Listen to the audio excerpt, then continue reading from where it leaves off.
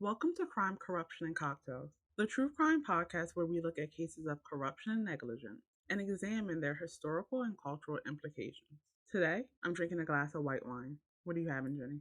I'm drinking a cranberry vodka. On this episode, we're exploring the life of Dr. Jack Kevorkian, known for his use of physician assisted suicide. Murad Kevorkian was born in Pontiac, Michigan on May 2nd, 1928. Kevorkian got the nickname Jack from his American friends and teachers. His parents were both refugees who escaped the Armenian massacres that occurred shortly after World War I.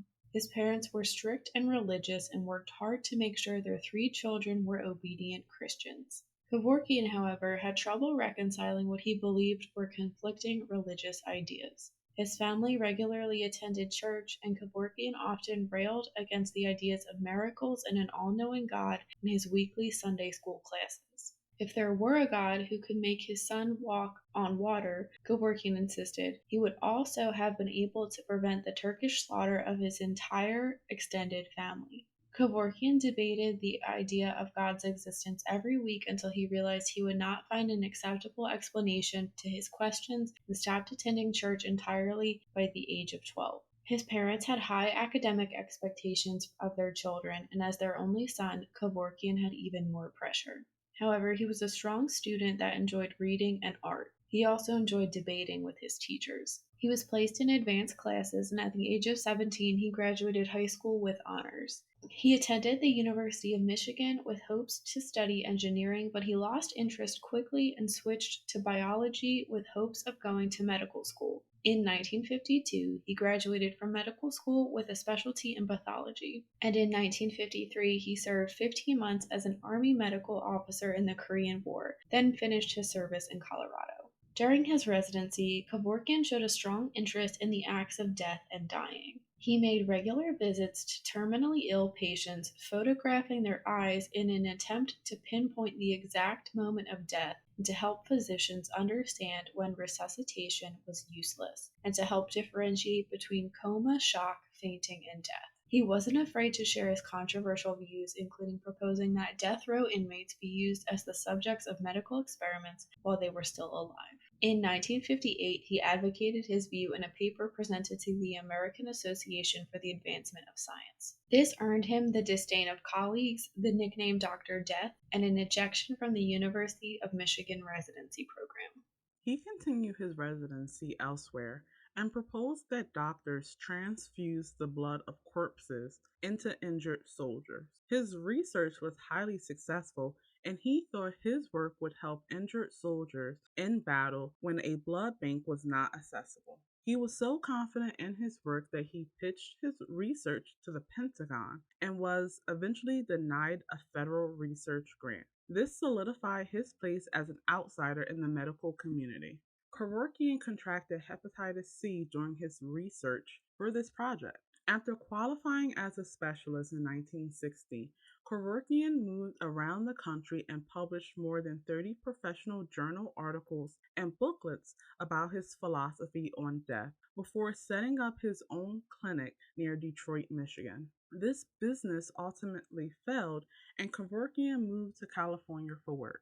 These jobs also ended quickly, and Jack claimed that his career was doomed by physicians who feared his radical ideas. He retired at a young age in the early 1980s when he decided to focus on painting and composing music. By 1982, Kevorkian was living alone, occasionally sleeping in his car, living off of canned food and Social Security. He became interested in euthanasia after a trip to the Netherlands, where he learned about techniques used by Dutch physicians to assist in the suicides of terminally ill patients. He began writing about quote unquote medicide and the benefits of euthanasia. He then created a suicide machine he called quote unquote the Thanatron, Greek for instrument of death, which he assembled out of $45 worth of materials.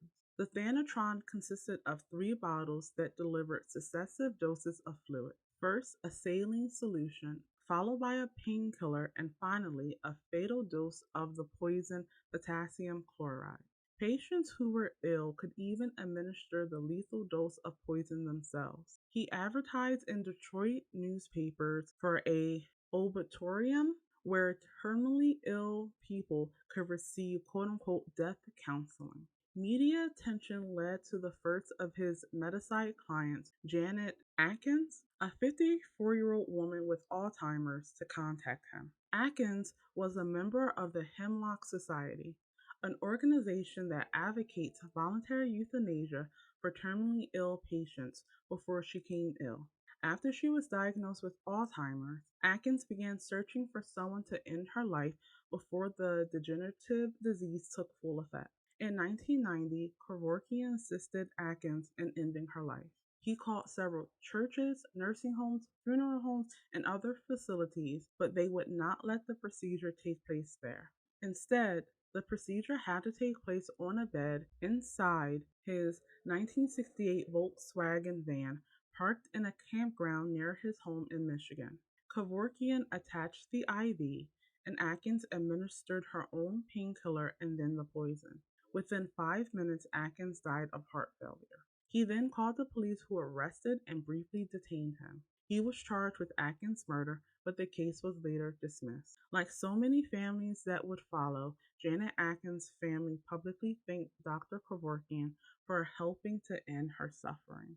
In early 1991, a Michigan judge issued an injunction barring Kevorkian's use of the suicide machine. That same year, Michigan suspended Jack Kevorkian's medical license, but this did not stop the doctor from continuing to assist with suicides. Unable to gather the medications needed to use the Thanatron, Kevorkian assembled a new machine, the Mercitron, which delivered carbon monoxide through a gas mask. The following year, the Michigan legislature passed a bill outlawing assisted suicide, designed specifically to stop Kevorkian's assisted suicide campaign.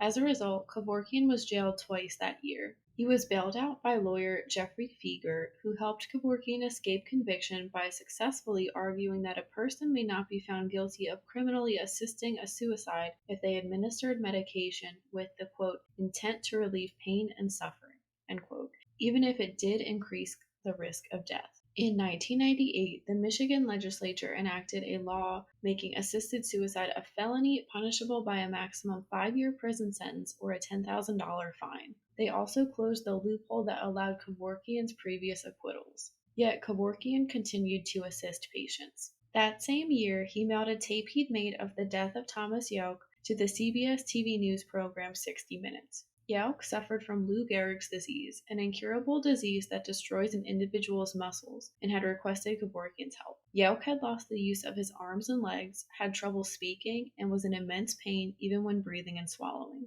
And as many of his friends and family said, he was afraid of choking to death on his own saliva. On the recording, Kevorkian asks Yauch if he wants to go ahead with the procedure, and Yauch agrees. In the video, it's clear that Kevorkian administered the drugs for Yauch. Yauch was capable of administering his own drugs, but Kevorkian told him it would be more reliable if given by the doctor.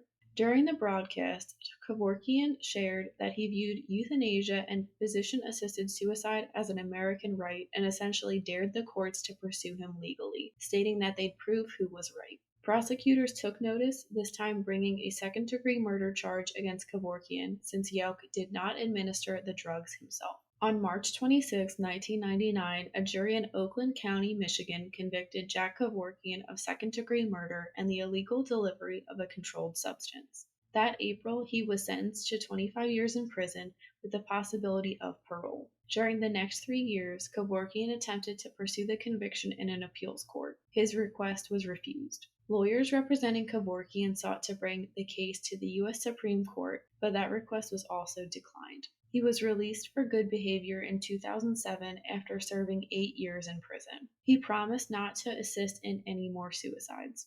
After his release, Kevorkian began touring the lecture circuit, speaking out about physician-assisted suicide. On June 3, 2011, at the age of 83, Kevorkian died at Beaumont Hospital in Royal Oak, Michigan. He had been hospitalized for about 2 weeks with kidney and heart problems before his death. His attorney said there were no artificial attempts to keep him alive, and his death was painless. It's estimated he helped over 130 people end their lives. We've talked a little bit about physician assisted suicide and euthanasia, but what are your thoughts on Dr. Kavorkian himself? So I think that Dr. Kavorkian was a very disciplined but misguided individual. I definitely disagree with his views on it, and we're going to talk about that more a little later. And I think that once the laws were put in place, he should have obeyed them. And the fact that he was sort of goading the Michigan state legislators to create more and more restrictive laws probably had the unintended consequence of affecting a lot of other people. While I think that it's always okay thing when someone is pursuing their passions, I think that he should have found a better way of advocating for euthanasia if that's something that he wanted to do. How about you?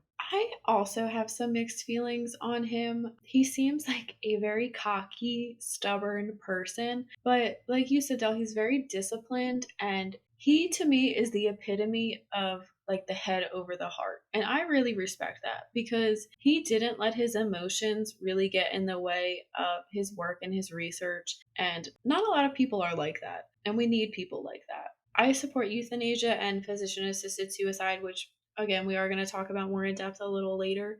I do kind of agree. I don't necessarily like the way he went about it, particularly after he lost his medical license. I think maybe then he should have stopped. I completely understand why people kept going to him because who else was going to take care of their needs? And I don't love the Tom Yalk situation because Dr. Kevorkian knew what he was doing. And in that 60 Minutes interview, he basically says he made an example out of Tom and that Tom was hesitant about that at first, but then he agreed. And that doesn't sit right to me. I don't like that this man that was in pain was made an example of. I've read a lot from patients' families, and I really respect their support of Dr. Kevorkian and how much they appreciated him ending the suffering for their loved one and their family. Again, I have some mixed feelings. I guess I ultimately do support him, even though I don't like the means that he went about things. Because I think that he did a lot for this conversation, which we're going to talk about in a second, but he's a very complicated person. I understand why people have complicated feelings toward him. Before we get further into our discussion, we wanted to define euthanasia and physician assisted suicide, which we did previously talk about on another episode, but just as a refresher, here are the definitions of both. So, euthanasia is when a person is allowed by law to end their life by painless means as long as the patient and their family agrees to it. It can be divided into passive and active. Passive euthanasia is the intentional ending of one person's life by another, motivated solely by the best interest of the person who dies through the deliberate withholding of life preserving substance or procedure. It is sanctioned in some circumstances by the AMA's Council on Medical and Judicial Affairs, and this includes intentionally letting a patient die by withholding artificial life support such as a ventilator or feeding tube. Active euthanasia is killing a patient by active means, for example, ejecting a patient with a lethal dose of a drug. Physician assisted suicide can be defined as intentionally helping a person commit suicide by providing drugs for self administration at that person's voluntary and competent request. Most commonly, a patient that is approved for physician assisted suicide is prescribed a high dose barbiturate, which gets mixed with water and drink. The medication causes them to fall asleep shortly after, and they pass within several hours. There are conditions in place to prevent coercion or influence by medical professionals or the family of those who are terminally ill. It's a lengthy process. Two physicians must confirm the diagnosis, prognosis, and mental competence. And there are multiple waiting periods where the patient's request must be reconfirmed. Independent studies have evaluated and confirmed that these laws are effective and not abused. Dr. Kevorkian has left a lasting and to some controversial legacy on America and the medical community. Dr. Kevorkian became the face of the physician assisted suicide movement in the 90s, although he was defiant and may not have been the greatest representation for the cause. He advocated for both medically assisted suicide and euthanasia. His haunting appearance, bizarre terminology for his tools, and actions surrounding the medicides, and a seeming lifelong obsession with death made him a fascinating subject for the news media. He also created conversation around the controversial topic. His niece said, quote, "It's thanks to my uncle that people have changed the way they feel about it and are discussing it with their doctors." Carol Loving, mother of one of Dr. Kavorkian's patients, said, quote, "It is impossible for me to express the blessing of your assistance and the gratitude I feel as a mother," end quote.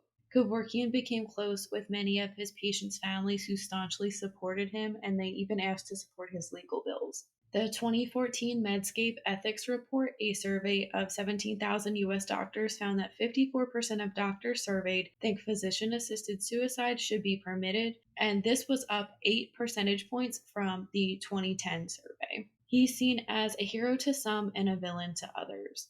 The founder and director of the Right to Die organization Exit International has said that Kevorkian, quote, moved the debate forward in ways the rest of us can only imagine. He started at a time when it was hardly talked about and got people thinking about the issue. He paid one hell of a price, and that is one of the hallmarks of true heroism, end quote. One patient's family member called Dr. Kavorkian a quote unquote humanitarian doctor. His defense team compared him to the great martyrs of intellectual and medical history, persecuted for advocating ideas ahead of their time. But his critics viewed him as a cold blooded killer who preyed on those suffering from chronic pain and depression. And some also viewed him as a zealot who could not behave as a responsible medical professional. And for some more recent information, in 2017, a Gallup poll indicated that 73% of respondents were in favor of euthanasia in the US and 67% were in favor of doctor assisted suicide. The topic of physician assisted suicide is still controversial decades after Dr. Kevorkian's work was publicized. Here are some of the most popular arguments for and against the practice. So I'll be discussing the supportive stance. Many people believe that ending one's life is a human right, particularly for those who are terminally ill and suffering from indescribable pain or impairment. The suffering should be entitled to a peaceful, dignified death, and they should be able to decide on their own, not have decisions made by the government. It's argued that this is a matter of patient autonomy and choice. Many who witness the slow death of others believe that assisted death should be allowed. It can also help loved ones in their grieving process. Quality of life comes into question, especially for those suffering from terminal illnesses. Some say it makes more sense to channel the resources of highly skilled staff, equipment, hospital beds, and medication towards life saving treatments for those who wish to live rather than those who do not. And finally, we already do it. If a beloved pet is suffering, it's seen as an act of kindness to put them to sleep. So, why should this kindness be denied to humans? And of course, there are several arguments against euthanasia. This includes the fear of a lack of oversight at the moment of death, fear of normalizing this process to the degree that patients will feel that they must relieve their families of the burden they are inflicting by living with their illnesses. And this fear is a particular concern for disability groups. There is a concern that decisions will be made by others on behalf of those too ill to speak for themselves. There's also this question around that the job of a physician is to find ways to eliminate patient suffering, not the patient themselves. Many do not believe that a physician is qualified to make the decision to assist in ending a life. The practice is prohibited by the 2,500-year-old Hippocratic Oath. Many healthcare professionals may be unwilling to compromise their professional roles to assist in a suicide. Morally, there is an argument that euthanasia will weaken society's respect for the sanctity of life. Many religions view it as murder. There is also a risk that hospital personnel might have an economic incentive to encourage euthanasia.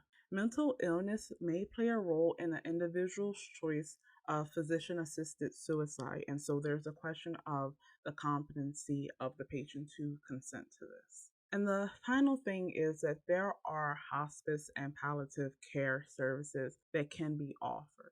We did previously talk about our opinions on physician assisted suicide and euthanasia in our episode on Conrad Roy and Michelle Carter. But Del, can you share your thoughts on that again for us? Absolutely. So I am against euthanasia and physician assisted suicide. I think that everyone's life should end by natural means and that people's death should not be hastened by outside forces. I do think that it's a moral imperative that we respect life And euthanasia definitely goes against that. I definitely agree with many of the arguments that people state for being against euthanasia. And I think it's one of those things where it's very hard to reconcile that a physician is supposed to be there to make sure that you stay healthy, but also a physician can be there to help you in your life. I don't think that those two sides can be reconciled. I also definitely agree with the disability groups when they are voicing concerns that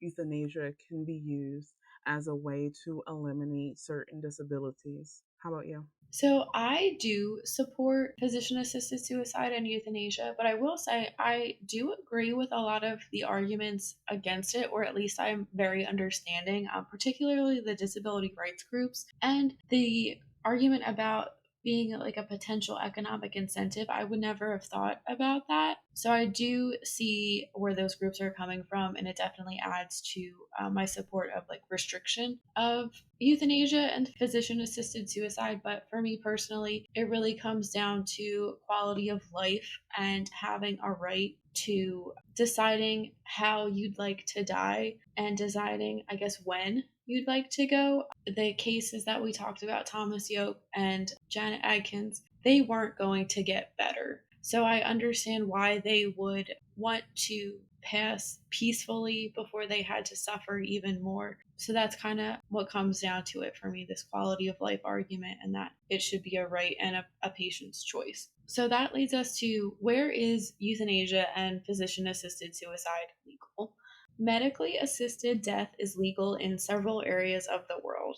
Spain, the Netherlands, Belgium, Luxembourg, Canada, and New Zealand all legally allow for assisted suicide and euthanasia. Switzerland, Finland, Germany, and the Australian state of Victoria permit physician assisted suicide, and euthanasia is legal in Colombia. Euthanasia and assisted suicide are on the rise in several countries. According to The Guardian, statistics from Switzerland show that the numbers of those living in the country who underwent assisted suicide rose from 187 in 2003 to 965 in 2015.